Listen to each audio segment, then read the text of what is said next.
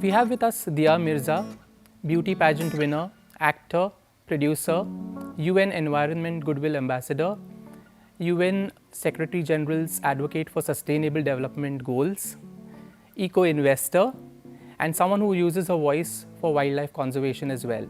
Diya Mirza, welcome to Forbes India. Thank you, Kunal. Diya, there's so much to talk about, but let me just rewind the clock and go back to some happy memories. You won the Miss Asia Pacific International when you were just 18 or 19.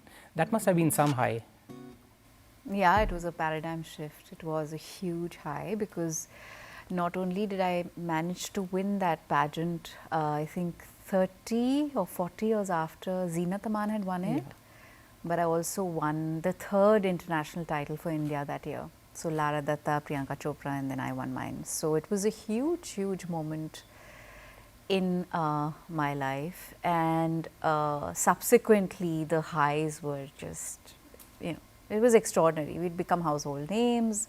The way we were welcomed wherever we went, the kind of love and appreciation we got was just unbelievable. And for a person that young to experience that kind of celebration and love for an achievement was truly, truly remarkable.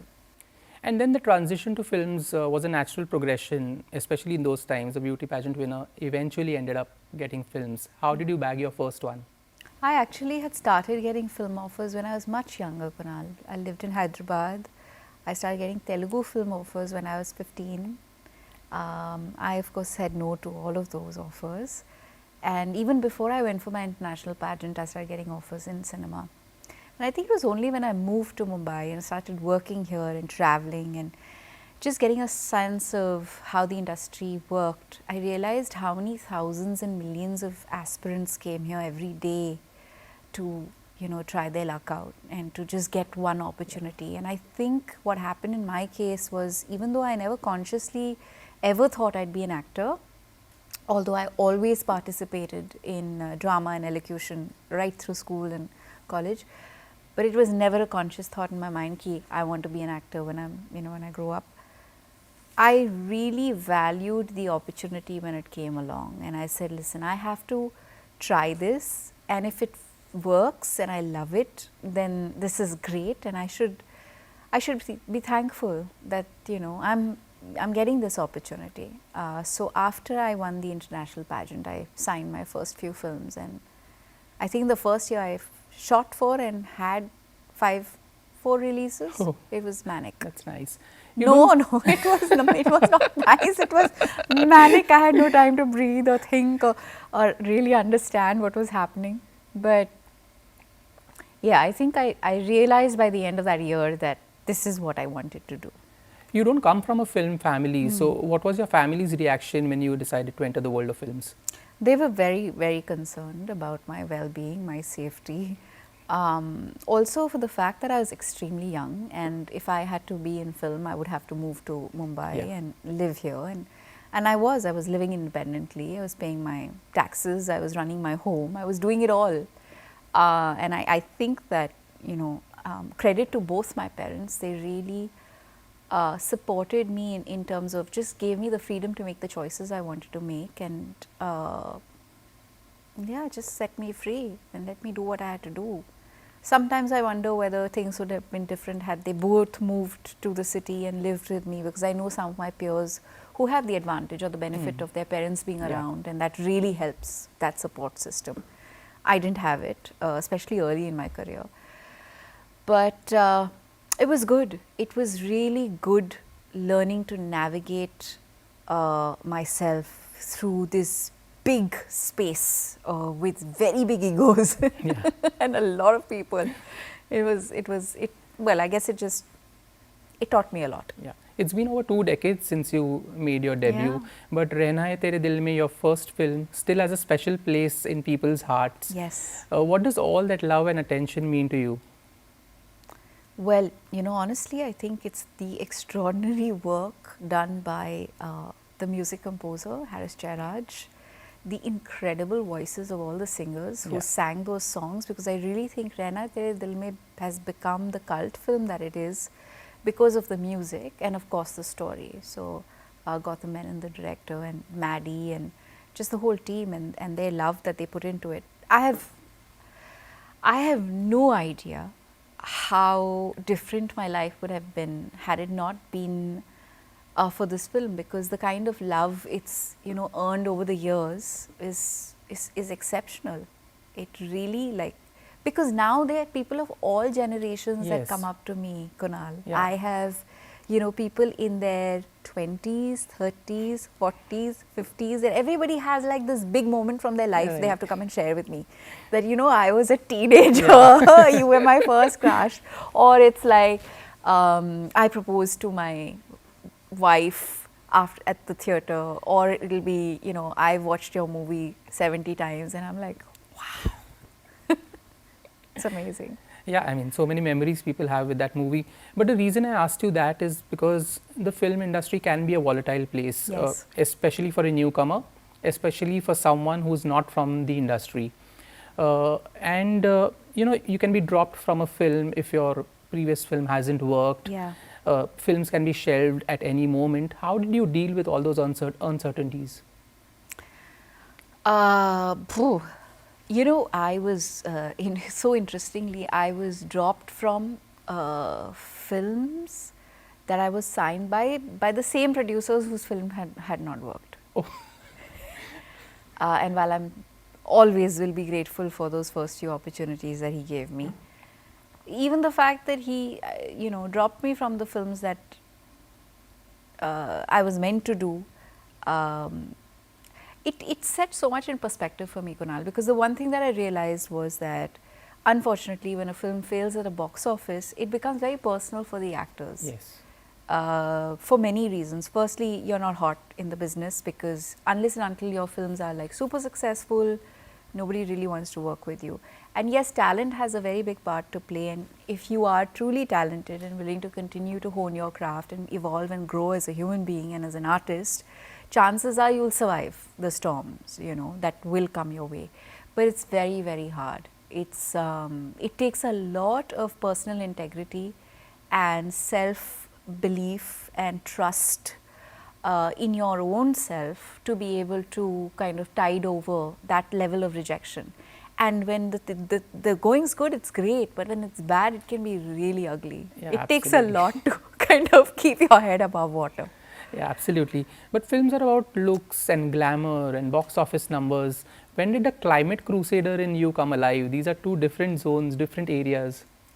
I think so it's a combination of a few things. One, it's my upbringing. It's the kind of environment I grew up in. I grew up in a home and in a school where a very close relationship with nature was fostered. We were helped to understand that we're a part of nature, and a lot of conversation around how our consumption patterns and our behavior was affecting the climate and was contributing to pollution and biodiversity loss.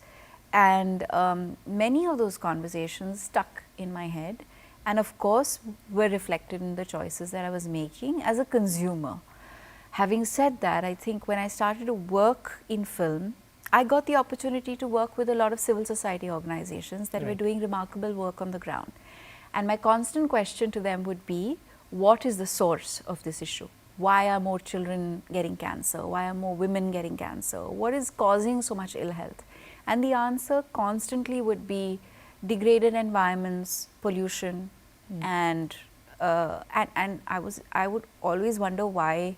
I'm talking about 20 years ago, Kunal. There was just not enough conversation and focus in the mainstream media about climate change or pollution or biodiversity loss and how that impacts human health. And that's it. I guess I decided that this was something that was deeply affecting me and was impacting every life around us, and I would have to use my platform and my voice to build a bridge between the extraordinary work that scientists and civil society organizations were doing in silos with mainstream media, and therefore a larger spectrum of people.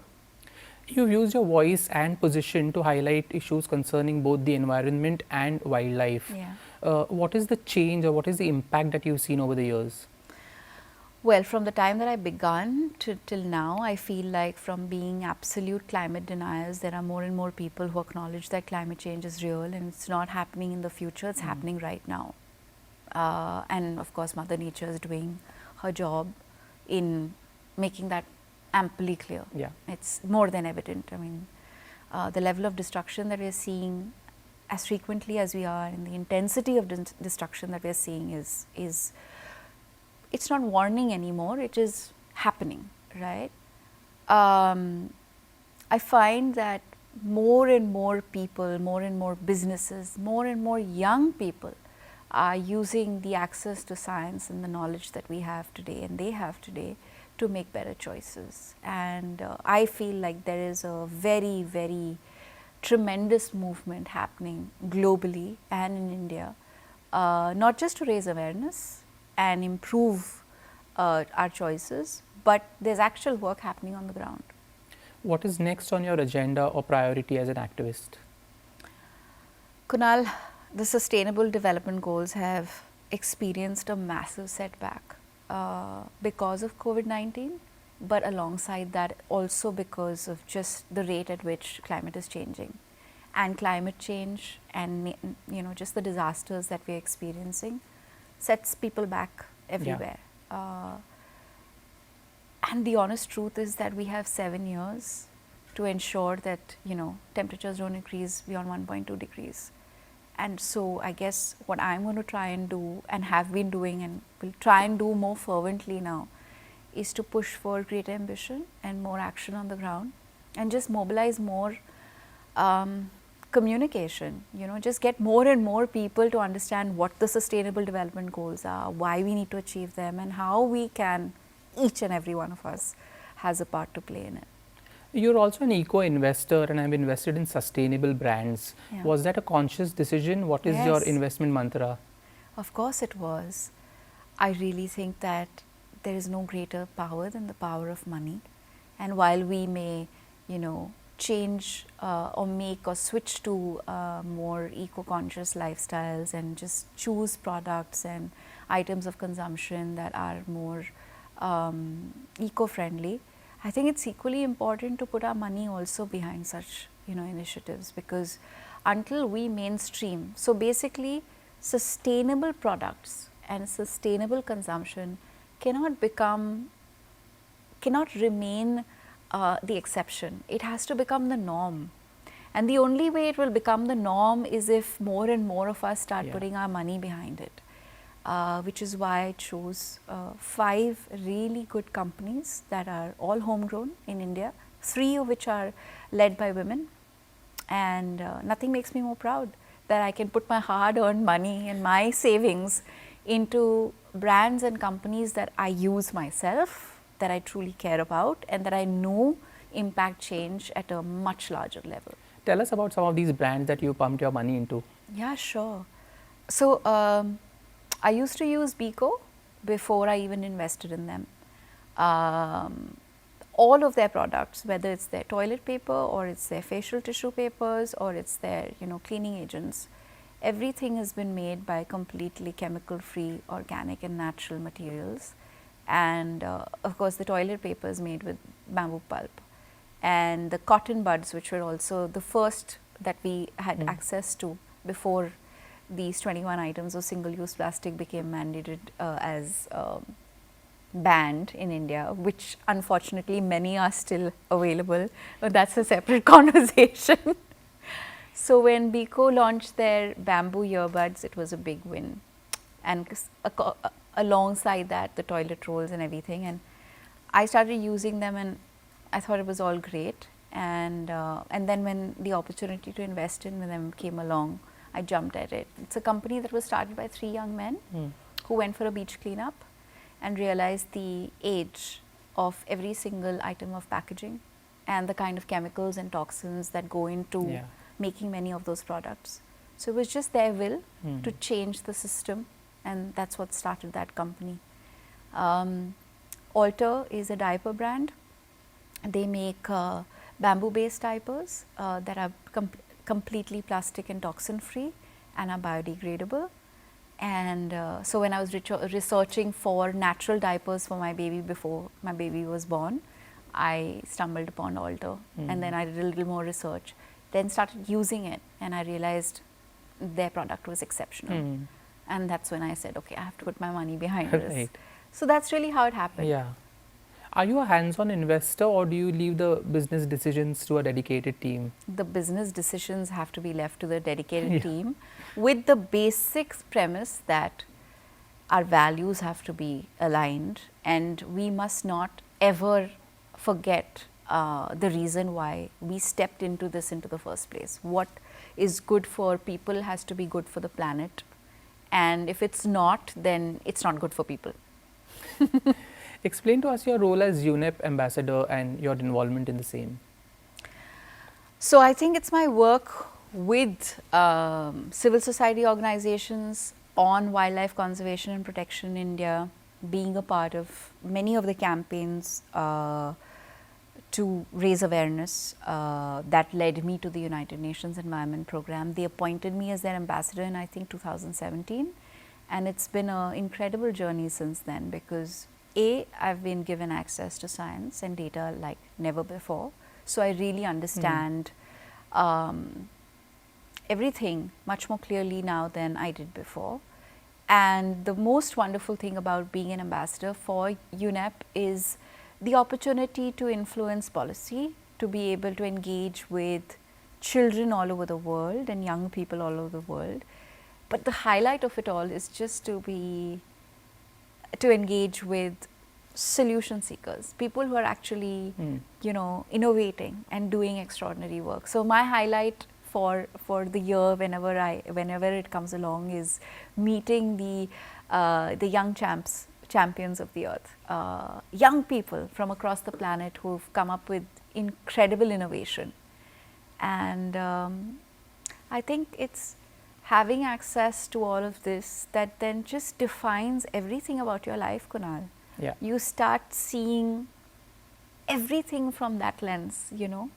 The choices that you make every day, the kind of food you eat, the kind of, you know, things you wear or buy, it impacts everything. Yeah, you're a public figure, like I had mentioned, and you've raised your voice against issues that need immediate attention. But given how polarizing social media is, sometimes, you know, celebrities are targeted when they raise such issues, and they're told that, oh, but she travels in a luxurious car, she takes a jet while flying. How do you deal with such criticism? Do you read it at all, or do you ignore it altogether? Oh, it really depends on where it's coming from, and so I've never understood whataboutry, right? If somebody is trying to do something with good intention, but is like, for example, if I am, you know, I've worked on the Beat Plastic Pollution campaign for 5 years now, but I am seen drinking out of a plastic bottle, then that's wrong. Absolutely. And everybody has an absolute right to call me out on that. But if somebody points to the fact that I still travel by air, then I'd ignore it, because, you know, I make the best choices that I can. So I do travel by air, but I travel mostly by economy. I do travel by budget airlines more frequently than I do do any other airline. Most people don't even know how that is like more, you know, environmentally friendly. But yeah, it's true. We do emit carbon a lot, and I think as an individual with privilege, I'm constantly thinking about how I can reduce my emissions. I am. It's a true story. Okay, let's come back to cinema and content. You also have a production house of your own. What is the larger goal in terms of making films and acting in them? I think the main purpose of it is to just impact change. We're very clear that we want to tell stories that bring about change, and of course do it while we entertain people, and that's really the kind of choices I'm even making as an actor. I just seem to be finding the kind of jobs that give me the opportunity to be a part of something that helps people understand social conflict better, or social injustice better, or just help make better choices in life. Yeah, I mean, OTT has drastically changed the way content is made compared to the time when you started off. You've yourself been a part of some films Yeah. that have raised important issues, Bheed, Tappad, Kafir, Made in Heaven recently. Do you think the canvas has changed for an artist, and how do you adapt to it? Oh yes, it's incredible what the advent of the OTT has done. Firstly, I feel like it's really democratized the system. It's opened up opportunities for a lot many more people because there's just so much demand for content. I think there are just so many talented people out there who are struggling to find work, who now have work and are doing exceptionally well and are being so loved and celebrated by the audiences. I think that's just such a big high and a plus. I also think that there's more freedom on OTT. You know, you're not as limited or restricted in the language of storytelling or the manner of storytelling or the way you choose to kind of engage, or even language, for example.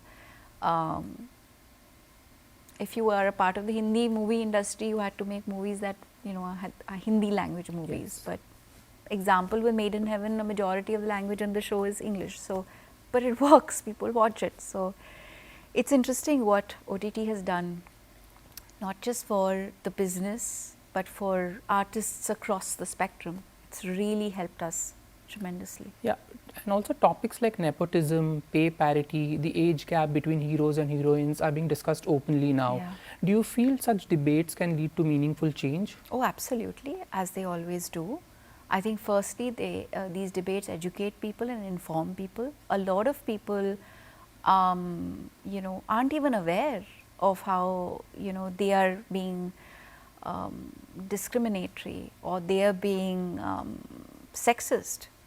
So many people I've worked with have said and done things around me or to me or with me without even realizing that they were being sexist. But I think today they're better informed. Yeah. Therefore, they will make better choices. What do you think about women's representation on screen today? Do you think they're getting their due? I think for the most part, but I feel because content is largely still viewed by men, which is what the, you know, you should know this. Being in the media, you would be hearing this all the time. Yeah. A certain age group and Yeah. largely men.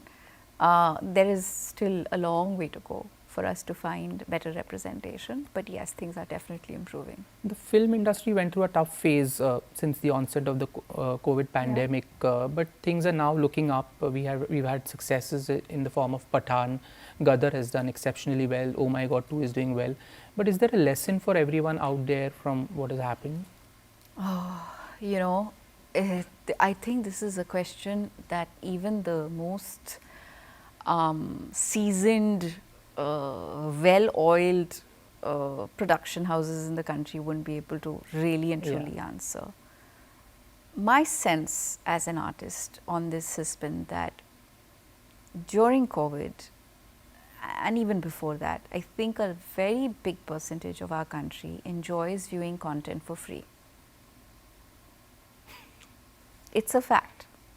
And post-COVID, I think because of the kind of financial crisis many people have experienced, they're hesitant to go into theatres because watching a movie in theatres is not an inexpensive experience. It's an expensive affair. It's expensive. And that I think is the big truth, the home truth. I really and truly feel that unless and until theatre experiences become more cost effective and easier on the wallet, we are going to be waiting for that one breakthrough film all the time, and the smaller films and perhaps even the better films are going to struggle to find an audience. Yeah. What keeps Dia Mirza going after all these years? Purpose. Just being aligned with your purpose, and of course it really helps to get the kind of love that one does from people. And what makes her happy? Oh my God, the smallest of things, a sunset, a sunrise, my child, my children. But I honestly think that, and I'm saying this from experience, that nothing makes you happier than a sense of balance. you know, and that comes from just pursuing things that you love and doing things that you love, and practicing a life or a lifestyle that brings that balance into your life. Dear, we are extremely happy to have you here. It was an absolute pleasure talking to you. Thank you. Thank you for having me.